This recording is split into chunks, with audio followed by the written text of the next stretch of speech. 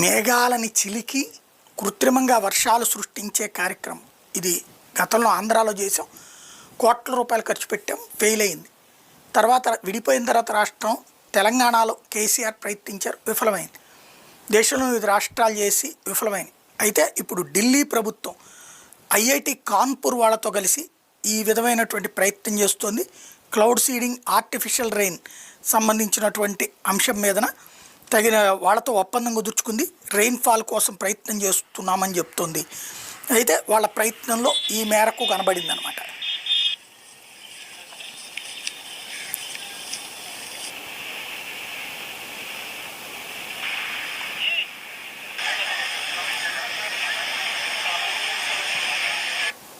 అయితే ఏం చూస్తారంటే ఈ ఖర్చు ఎంత అయింది, వచ్చింది ఎంత, వర్షం ప్రయోజనం మేర, ఇవి లెక్కలు చూస్తారనమాట. అట్లా